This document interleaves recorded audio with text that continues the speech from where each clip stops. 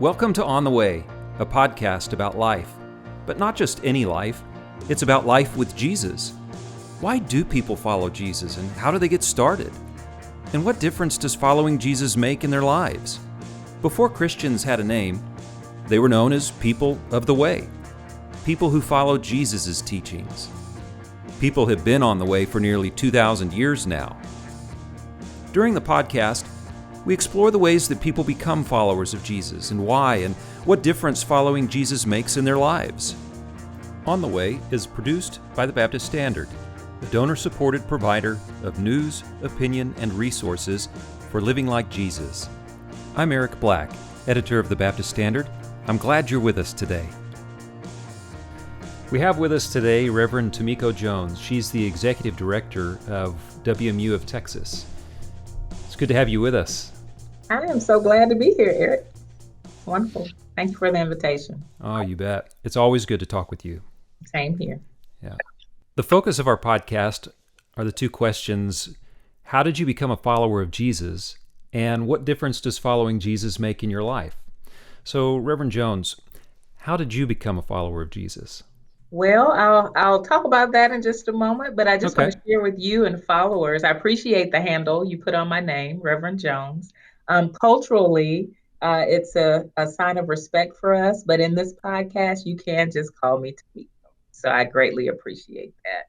All right. Regarding my walk with Christ, I love to share with people that I am from a town called 96, South Carolina. You can Which write is an interesting number. name for a town. Yes, you can write the number and put South Carolina after it, or you can spell it out and it'll get there. Okay. But it's a site of a Revolutionary War battle, and so it's great reading if you ever want to spend some time there. All But right. in small town life, in my family especially, everyone went to church. Whether you believed or not, church was where you would be found on Sunday morning. And so growing up in Pine Pleasant Baptist Church, I was active in every area of the church. A child and a kind of mature child could be active in BTU, Sunday school, of course, youth choir, usher Now, board. you said BTU. Yes, Baptist Training Union. All right. All right.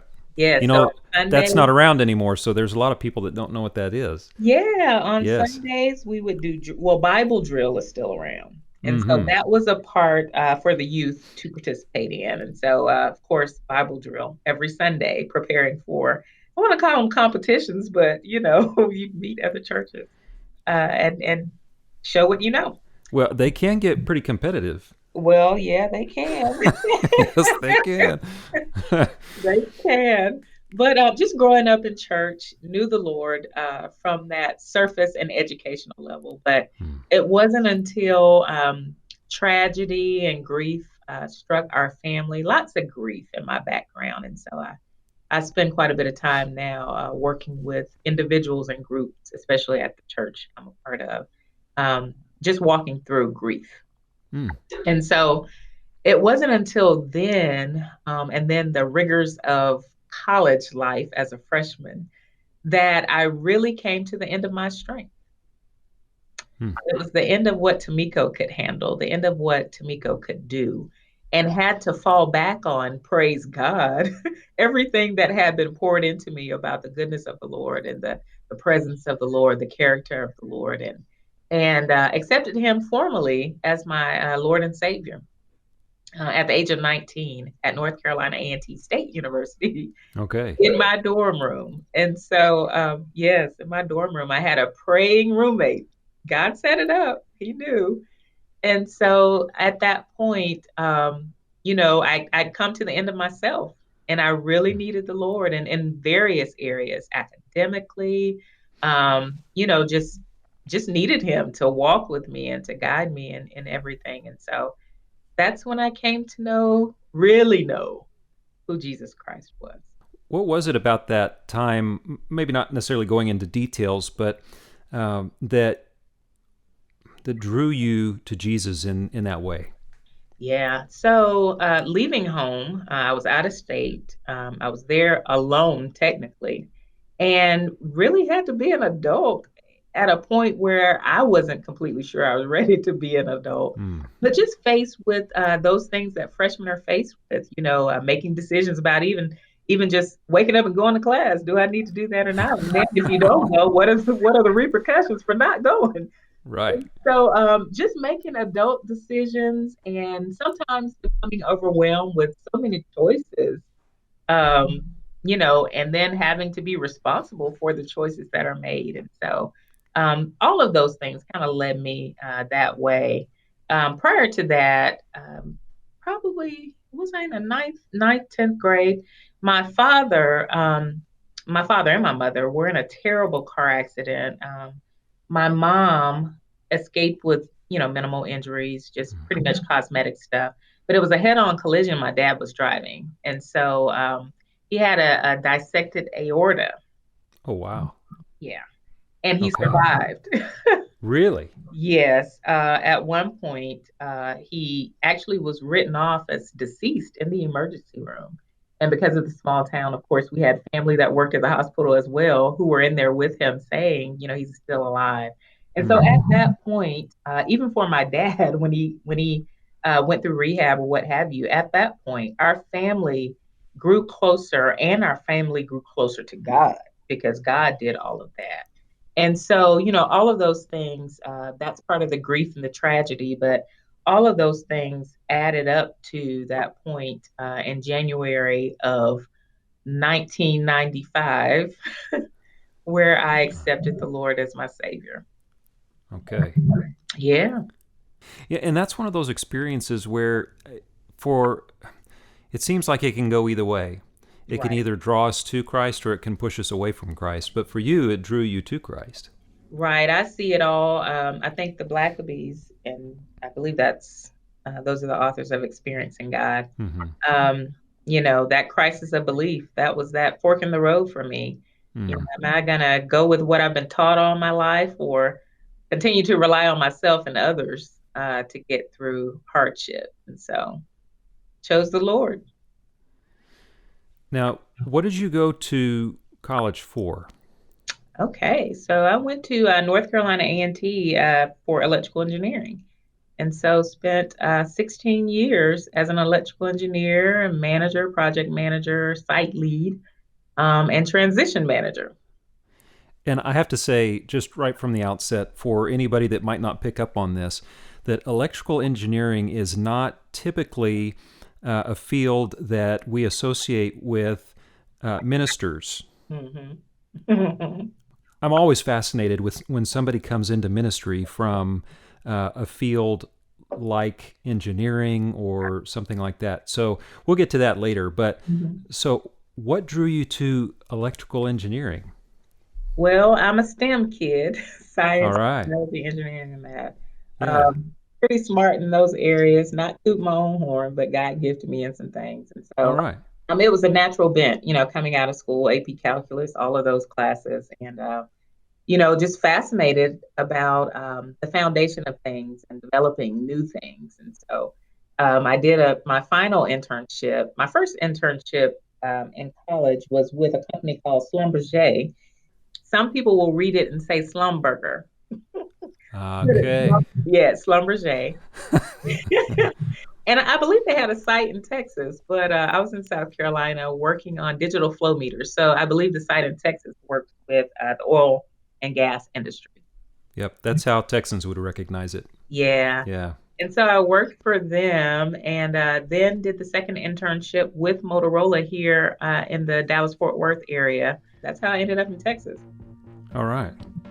We're going to take a sponsor break and we'll be right back.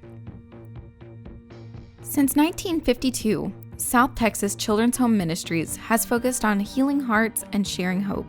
Their 9 ministries focus on helping hurting children and families, all regardless of an individual's ability to pay. To find out more, visit www.stchm.org.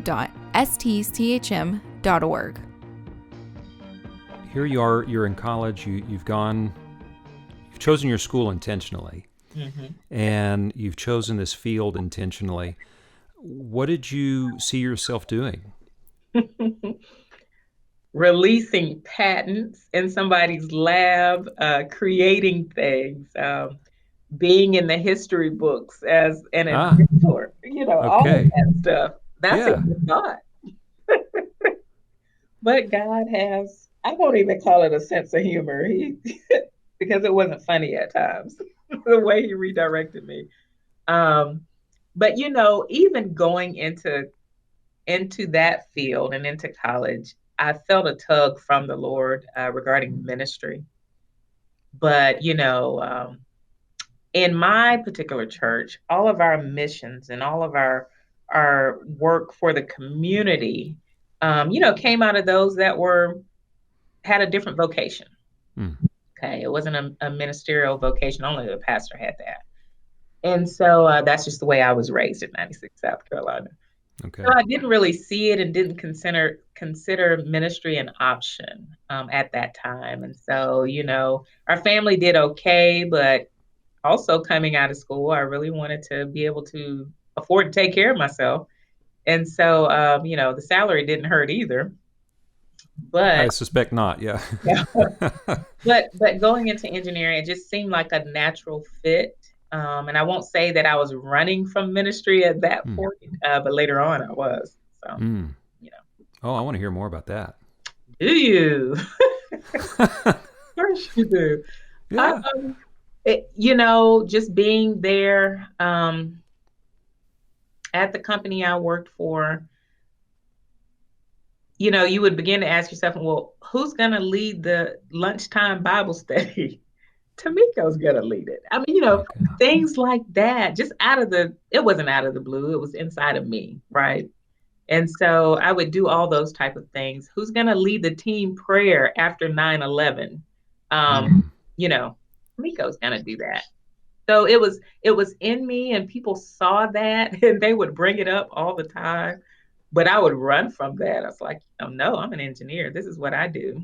I go to church. I participate in church. I serve all day, every day. But this is what I do. And so that was kind of my running until I couldn't run anymore. How long did it take? Wow. So it was in 2011 that I just surrendered to the Lord, and just got to a point where he has a way of working with me where he stirs things up so much that I really don't have a choice, but I do have a choice whether I'm going to stay in misery or submit to him. And so Mm-hmm. in 2011, I don't know if you know anything about the tech industry, probably from about 2008 to 2012, 2013, just really volatile, lots of cycles up and down, up and down. Yeah. Saying that to say there were lots of layoffs and all that type of stuff. So, I was doing very well on my job. I was traveling the world, had projects my projects were concentrated in Asia, various parts of Asia, all over China. And then Mexico, I worked in Reynosa for a little bit. Okay. And so my direct manager and I were in Shanghai in a cab, and we pulled out our Blackberries and we were reading email, and there was another layoff coming down. And Oh, our boy. team, you can imagine every round of layoffs, you're gonna keep the cream of the crop, right?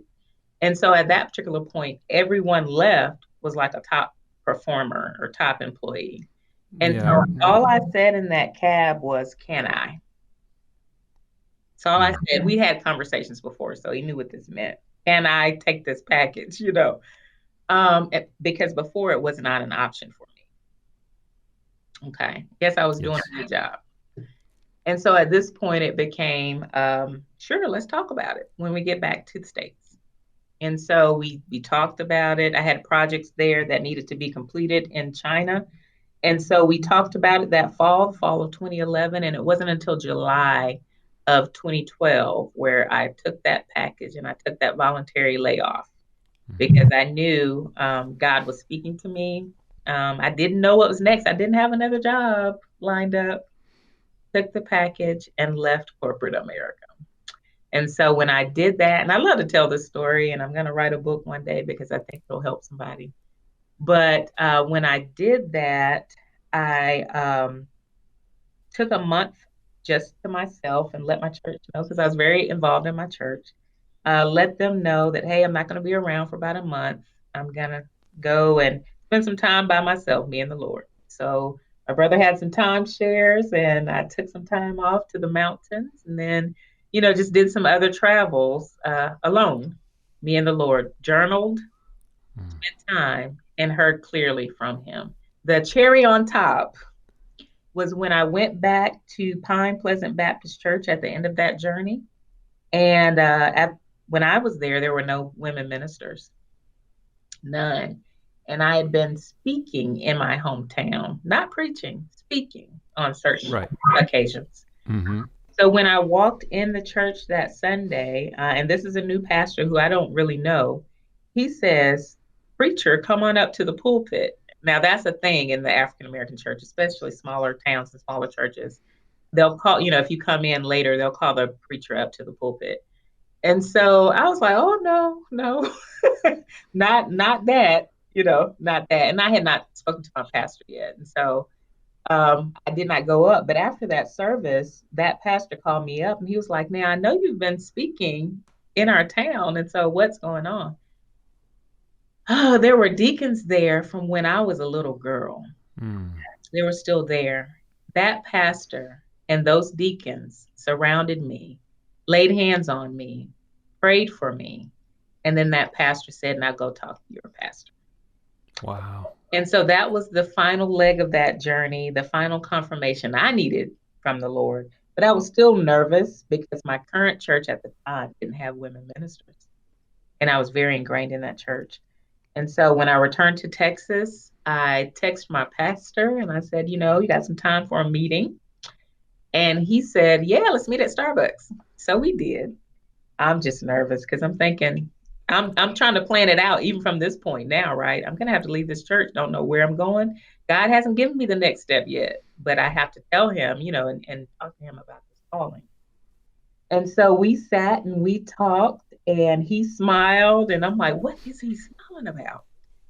But what it came down to was he said, we really just kind of been watching you and it would be one thing if you just came and said this, but you showed signs all along, you've been working in the church. And so he said, this is new for us, but let's see if God said it. Let's see what it looks like.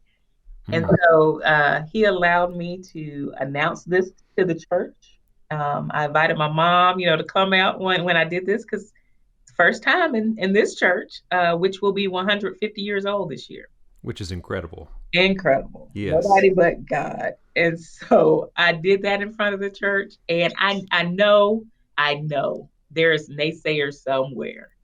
But I didn't feel that on that Sunday. Felt all of the love. There were tears, not just from me, from the entire congregation, men and women.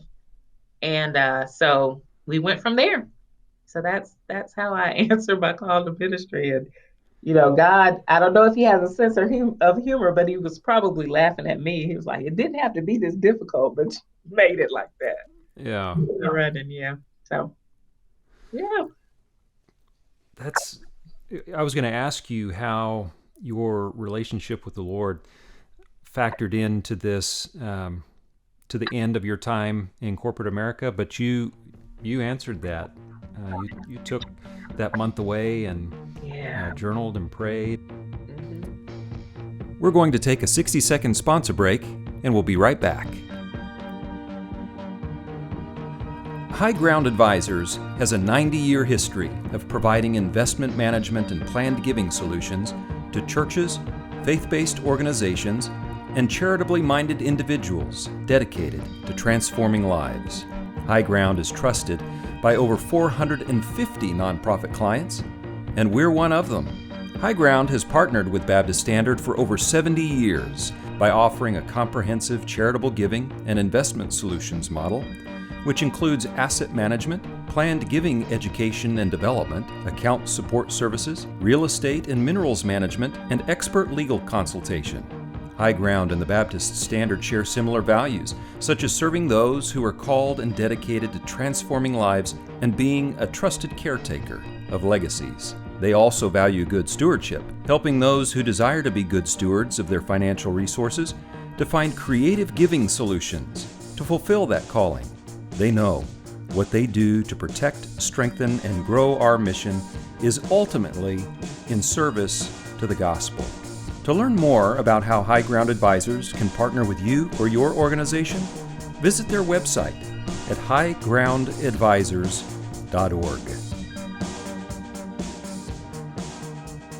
One word that sticks with me throughout my life, I'll be 45 this year. I don't mind telling people that.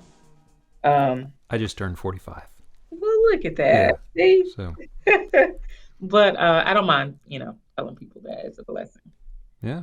But one word has been obedience. Mm. Radical obedience. When I left corporate, like I said, I didn't have a job. I had applied to the PhD program and been accepted at DBU. Okay. And so, So this had already happened before? This had already happened, yes. Okay. And Interesting. so the working and the PhD program was causing many issues, especially the work Yes. I was doing. And so had great support from my DBU professors, especially Dr. Tommy Sanders, who is now at ETBU. Yes. Great support from him. I had some wonderful conversations with Dr. Jim Dennison, and just appreciated their recognition of what I was going through, and just needing to make some decisions towards that. So I appreciate it. And so I just like to shout them out because they're great people. And so All right. yeah. But so I was already in the PhD program, but everything God, I know He opened doors and He lined it all up the way He needed it to go. Even from engineering to ministry, people always ask me about that leap, what seems to be a leap to them. But in engineering, I was working with startups. I was working, starting new sites and that type of thing. Mm-hmm. And so after I announced my call to ministry, I went on full-time staff there at my current congregation, which is Bethlehem Baptist Church in Mansfield, Texas. And I went on full-time staff as Minister of Missions and Young Adults. And so when I did that, I'm leaving out chapters, right? Well, sure. Yeah. I'm leaving out chapters for this podcast, but I promise you it's a great story. But even that, I'm working with individuals that are starting churches, out of our church. Mm. And so everything kind of lent itself to what I needed once I got to Bethlehem, even from corporate. So maybe not the wiring diagrams and all of that stuff, but all of the leadership skills and all of the working with various cultures and traveling the world, and things came full circle. I told you I worked in Reynosa in a factory for a while. I would live in McAllen and cross the border every day to get to the factory. There was a van to pick us up and we'd go on in. Well, it came full circle. As Minister of Missions, we returned to the border to do, there in McAllen, to do missions work when everyone's working with the unaccompanied minors across the border. Yes. And it just really hit me there how God had written the story thus far. And, it's all been about obedience. If you just say yes, He's got it planned out. You just have to be willing. And that doesn't mean that it's all easy. Oh, none of it has been easy. None of it has been easy. None of it has been easy. I'm such a planner by nature that I make things harder sometimes than they have to be, because I see things one way, and God has to work with me and prod me and prune me and that type of thing to make sure that I am on the path He has for me, which is where I want to be. And so, none of it has been easy, but I've grown through it all. In ministry, it doesn't always work out the way we plan. As a matter of fact, there's a lot of times it just does not work out the way we plan, but it still works out. Yeah, most of the time. But for you personally, as far as ministry and the things that God has called you to do, where you've had to be obedient, what's one of those that's been particularly difficult? Probably the walking away from corporate with no job. Okay. I've Yeah. even in college I had jobs, you know. So I've been working since high school, and I have always take care of myself, done more for myself probably than I needed to because parents were there, but yeah. Your story going from the experiences that you had when you were younger, and going to college, the career path that you chose in college, and then your experiences in that career, Yes. and the experiences that you had toward the end of that career as it came to an end, and your transition into ministry and those experiences, and then to find yourself where you are now as the executive director of WMU of Texas is just incredible. And when I hear these stories, when I read these kinds of stories, it just floors me at the way God works in our lives to piece together all these experiences to prepare us for where we're headed or where we find ourselves, whatever the case may be for each person. Tell us about how these experiences are coming into play at WMU. As I look back, I clearly see God's hand at work, even from here about 5 other chapters, okay? So That's all going right. from 96 South Carolina to even North Carolina A&T State University, there were other schools on the list for engineering, your Georgia Tech, your Virginia Tech, all of those. But I received a full scholarship to this university and never applied. Well, there you go. So, and the first visit I had, I was in Greensboro, North Carolina for an interview for a Duke Power, that's electric company there in the Carolinas, for a scholarship. And so I just decided I knew someone on campus, had a cousin that was teaching over there, and just went to visit.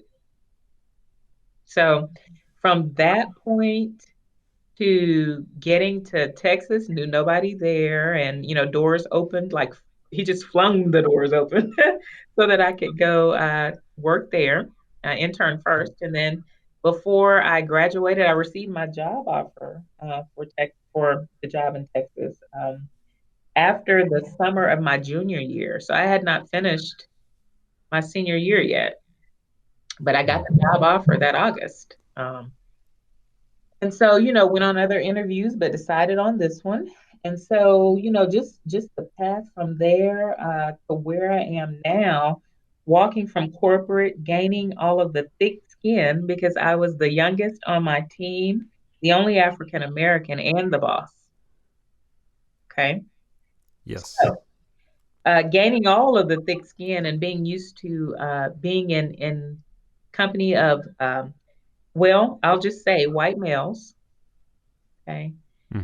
And voicing my opinion and just really not seeing it after a while, just getting comfortable in that.